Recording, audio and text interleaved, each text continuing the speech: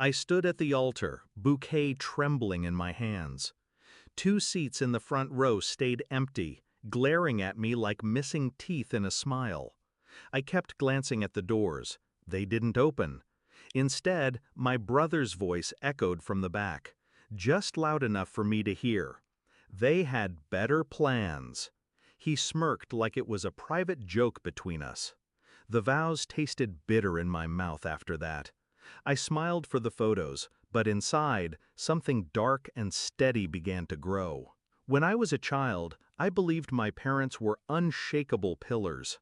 I'd race home from school with drawings, and they'd pat my head, before hanging my brother's crooked stick figure on the fridge instead of mine. His has more personality, they'd say. I learned early to swallow disappointment, to live in the spaces they left empty for me. Still, I kept hoping. I thought maybe marriage, my marriage, would be the day they finally saw me. The call came 3 days before the wedding. Mom's voice was flat, almost bored. "Sweetheart, we won't be able to make it. Your brother's hosting a barbecue. He wants us there." I thought she was joking. "You're missing my wedding for burgers and beer?" Her laugh was short. "Family is important." I was family, wasn't I? On the day, I waited. Every footstep in the hallway made my heart leap, until it didn't. By the time I said "I do," I knew they had chosen him over me. Again. I didn't cry, I didn't scream, I didn't send a single message asking why. Instead, I started watching, listening. My brother had always been reckless with money. He bragged about investments he didn't understand, and I knew my parents helped him out whenever his ventures crashed. One night I overheard him on a call at a family dinner. He mentioned something about a property deal, under their names, not his. That was my first clue. I began piecing it together like a puzzle. A joint account in my parents' names, a property deed signed by all 3 of them, loans disguised as gifts. They weren't just enabling him, they were tied to him legally, which meant they were vulnerable.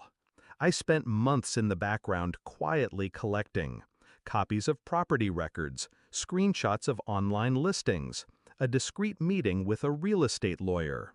The lawyer confirmed it. My brother's investment was a sinking ship.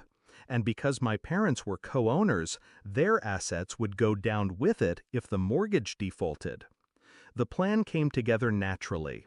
I didn't need to ruin him. He was already doing that himself. All I had to do was make sure I wasn't in the wreckage when it happened. Step 1, sever every legal tie between us. I had my will rewritten, my name changed on old documents, every financial link erased. Quietly, cleanly. Step 2, make them lean harder on the property. I spread word, subtly, that my husband's company was interested in buying distressed assets for quick cash. I made sure my brother heard. He called 2 weeks later. "You still got those business contacts?" he asked. "Why?" "Just wondering if they'd be interested in a property. Quick sale." I played dumb, promised to ask around. When they sold, it was for far less than they'd paid. The buyer was a shell company, owned by a friend of my husband. The mortgage debt still hung over them like a noose. Then came the interest rate hike. Payments doubled. My brother's other ventures collapsed. And suddenly, the 3 of them were drowning in letters from the bank. That's when I made my move. It was a Sunday lunch. I arrived uninvited, dressed in the same white dress I'd worn at the wedding. My husband waited in the car. Mom opened the door, startled. "Why are you—" "I thought I'd bring you something," I said, stepping past her. I placed a folder on the table.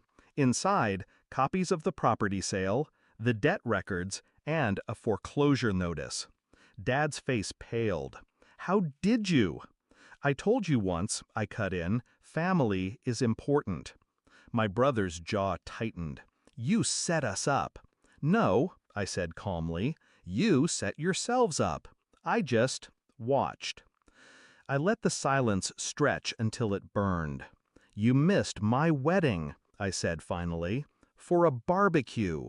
No one spoke. You made your choice. I made mine. I turned to leave, but stopped at the door. Oh, and one more thing. Next time you want to use my name to secure a loan, don't. It doesn't exist anymore.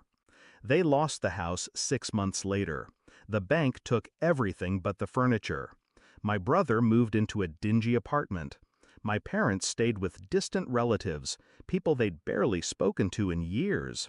I didn't visit. I didn't call. People ask if I regret it.